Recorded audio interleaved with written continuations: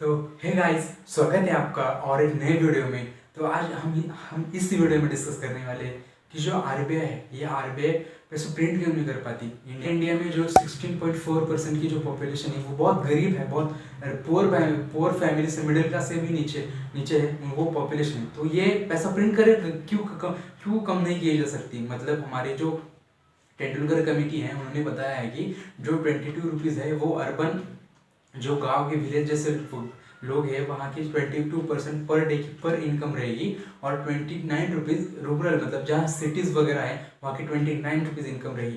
तो ये जो पॉवर्टी लाइन की जो डिस्क्राइब की है, पॉवर्टी लाइन 20 रुपीज़ और 29, इससे भी नीचे लोग कमाते हैं। तो इंडिया की आरबीआई ये पैसा प्रिंट करके ये कम क्यों नहीं करती। What is the reason and why RBI why can't print the notes. तो let's try to understand it, why RBI can't print a note and let's try to understand it. तो देखिए, मैं इससे रिलेटेड आपको एक कहानी बता रही एक देश की जो लैटिन अमेरिका का है। जो मतलब लैटिन अमेरिका, अमेरिका मतलब अमेरिका की जो साइड है पूरी रिच पर्सन से, मतलब आज भी वहाँ एक ऐसा देश है वहाँ की मतलब जो इन्फ्लेशन 16,000% है, मतलब इंडिया से कई ज़्यादा गुना। क्यों इंडिया क्यों पैसा प्रिंट नहीं करती। हमारे हमारे जैसे बहुत सारी उनके मन में क्वेश्चन रहेगा कि इंडिया की छोटी छोटी क्वेश्चन है, मेरे भी मन में पहले था, आपके भी मन में रहेगी प्रिंट क्यों नहीं करती नोट। तो चलिए आज के इस वीडियो में डिस्कस करेंगे। तो देखिए वेनेजुएला देखिए वर्ल्ड वॉर सेकेंड के पहले एक 1950 से पहले ये देश इतना अमीर था कि बहुत अमीर था। मतलब देखिए सऊदी के बाद जो सऊदी के पहले जो सबसे ज़्यादा तेल एक्सपोर्ट करता था वो था वेनेजुएला। मतलब वहाँ इतना तेल है, तेल का प्रोडक्शन इतना है कि बहुत सारा है।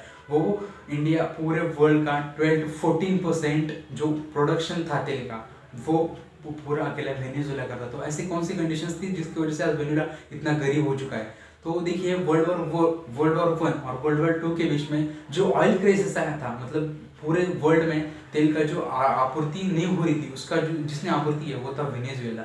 जब वेनेजुएला ने सब पूरे वर्ल्ड की जब तेल की आपूर्ति की तो उसके पास बहुत सारा पैसा आ गया, बहुत सारा पैसा सब वो ऑल ओवर वर्ल्ड में उसने तेल एक्सपोर्ट कर दिया। उसके बाद बहुत सारा पैसा आ गया और उसके दौरान तो गवर्नमेंट ने क्या कर दिया, गवर्नमेंट ने पूरी बात ये किया।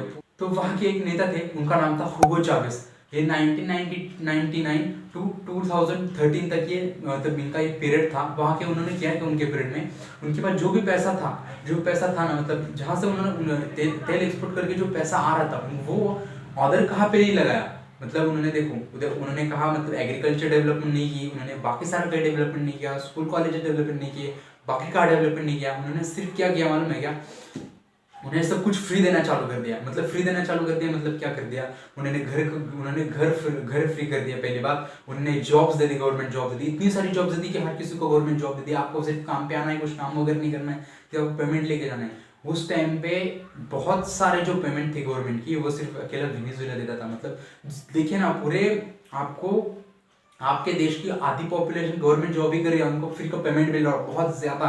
उन्होंने घर फ्री दे दिया, आपको रहने के लिए खेत पे फ्री दे दिया, आपको सारा फ्री कर दिया। तो इससे क्या हो गया, उन्होंने बाकी का ध्यान नहीं दिया, पूरा पैसा था वो फ्री में बांट दिया। देखिए सुनिए, आपका जो नेता रहेगा, कौन से भी पॉलिटिशियन रहेगा, वो पहले खुद के पैसे भरेगा, बट ऐसा नहीं था, इन्होंने सब कुछ फ्री कर दिया, सब कुछ फ्री कर दिया। इससे क्या लोगों को फ्री की आदत पड़ गई। तो लोग क्या कर गए, मुझे तेल भी फ्री चाहिए, तो उन्होंने उनकी प्रोडक्शन कॉस्ट जो थी तेल की उससे भी कम रेट में उन्होंने लोगों को तेल बेच दिया।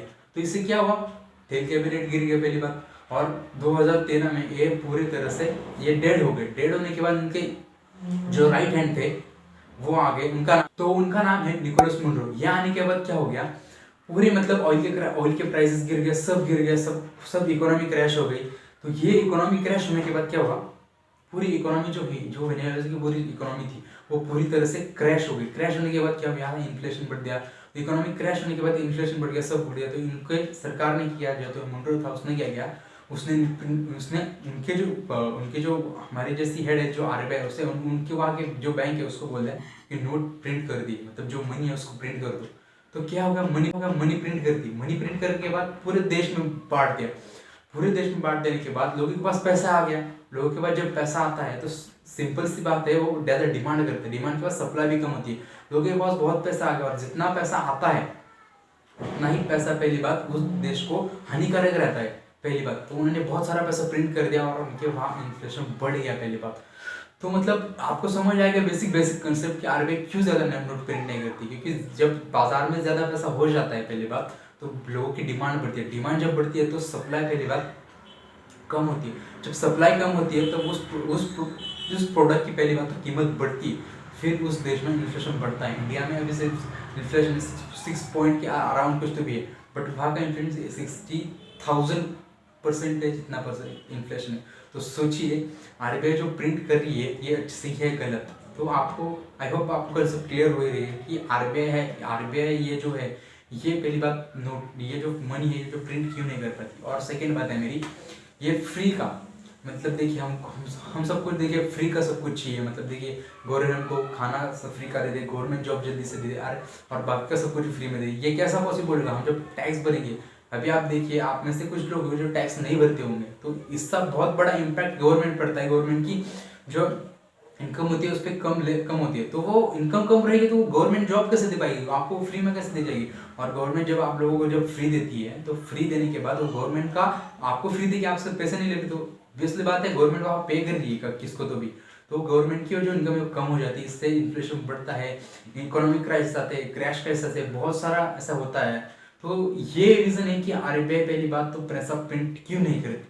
तो आई होप आपको समझ आएगा कि आरबीआई पैसा प्रिंट क्यों नहीं करती। सो आज का वीडियो आपको कैसा लगा ये मुझे कमेंट में ज़रूर बताना, और वीडियो अच्छा लगा तो एक लाइक ज़रूर करना। तो मिलते हैं अगले ऐसे वीडियो में, तब तक के लिए जय हिंद जय भारत।